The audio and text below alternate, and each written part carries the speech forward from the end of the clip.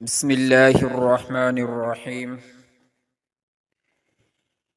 رب ذوالجلال نے جس طرح لیلۃ القدر جیسی بابرکت رات سے امت محمدیہ کو بہرہ فرمایا ہے، اسی طرح چاند رات کی صورت میں لیلۃ الجائزہ یعنی انعام اور اجر دینے کی رات کی سعادت سے بھی صرف نبی آخر الزماں صلی اللہ علیہ وآلہ وسلم ہی کی امت کا نصیبہ چمکایا ہے۔ یہ رات ایسی بابرکت ہے کہ جو اس رات میں قیام کر لے تو قیامت کے دن اس کا دل مردہ نہیں ہوگا۔ اس رات اللہ تعالیٰ اپنے بندوں کو ایک مہینے کی کڑی جاں فشانی والی عبادت کا یہ انعام اور اجر عطا فرماتا ہے کہ فرشتوں کی موجودگی میں سارے روزہ داروں کی بخشش کا پروانہ جاری فرما دیتا ہے۔ اسی وجہ سے سیدنا عبداللہ بن عباس رضی اللہ تعالی عنہ نے اس رات کو لیلۃ الجائزہ کا نام دیا ہے۔ احادیث میں اس رات کی بڑی فضیلتیں آئی ہیں۔ یہ ان راتوں میں سے ایک ہے کہ جن کو زندہ کرنے والوں کے لیے مخبر صادق صلی اللہ علیہ وآلہ وسلم کی زبان غیب ترجمان سے جنت کی نوید سنائی گئی ہے۔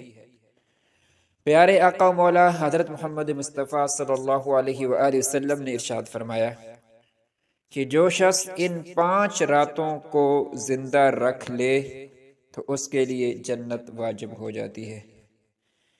پہلی رات وہ 8ویں ذی الحجہ کی رات، دوسری 9ویں ذی الحجہ کی رات، تیسری عید الاضحیٰ کی رات، چوتھی عید الفطر کی رات اور 5ویں 15 شعبان کی رات۔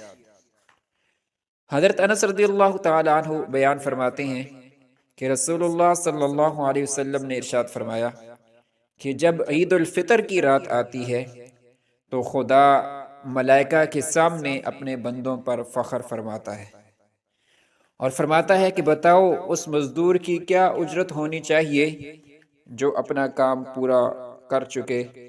فرشتے عرض گزار ہوتے ہیں کہ اس کی مزدوری یہ ہے کہ اس سے پورا اجر و ثواب دے دیا جائے۔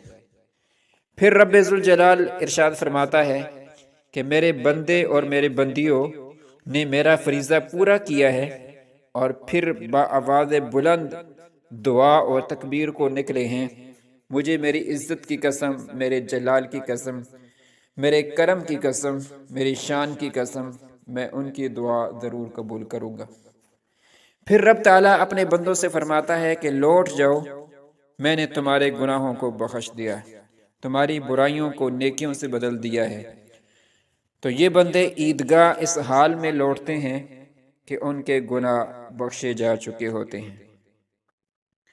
اس حدیث سے رسول مقبول صلی اللہ علیہ وسلم سے معلوم ہوا کہ اس رات اللہ تعالیٰ اپنے بندوں کو پورے مہینے کی عبادت کا اجر عطا فرما دیتا ہے، اور اس مہینے میں گناہوں سے کنارہ کش ہو کر عبادت و ریاضت میں مشغول رہنے والوں کے گناہ اپنی بخشش و کرم کی موصلہ دھار بارش سے دہو دیتا ہے۔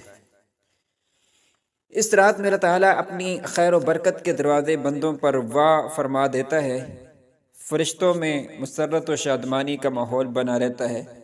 رب اپنے خاص نور کی تجلی فرماتا ہے اور بندوں پہ انعام و اکرام کی بارش نازل فرما دیتا ہے، دعائیں قبول فرماتا ہے، مرادوں کی تکمیل فرماتا ہے۔ لہذا مسلمانوں کو چاہیے کہ اس رات اگر شب بیداری بدن پر شاک نہ ہو تو کریں، رب کے حضور سجدہ ریزی کریں، نمازیں پڑھیں، اوراد و اذکار سے زبان کو تر رکھیں، خدا کے حضور اپنی جائز مرادوں کے حصول کے لیے دامن پھیلا دیں، اپنے حق میں، اپنے اہل خانہ کے حق میں اور پوری امت مسلمہ کے حق میں نیک دعائیں کریں۔ مسلمانوں کی جان، مال، عزت، آبرو کی حفاظت کا عریضہ خدائے سمیع و بصیر کی بارگاہ اجابت میں پیش کریں۔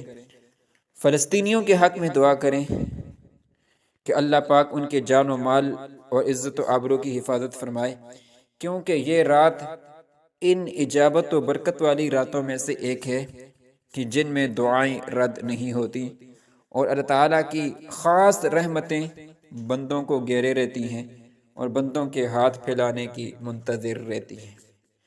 لیلۃ الجائزہ یعنی چاند رات، جس کو ہمارے معاشرے نے شاپنگ، سیر و تفریح، کھیل کود، گانے بجانے اور ارتکاب معاصی کی رات بنا دیا ہے، یہ ایک بے پناہ خیر و برکت والی رات ہے۔ اللہ پاک ہمیں چاند رات کی برکتیں سمیٹنے والا بنائے، آمین یا رب العالمین۔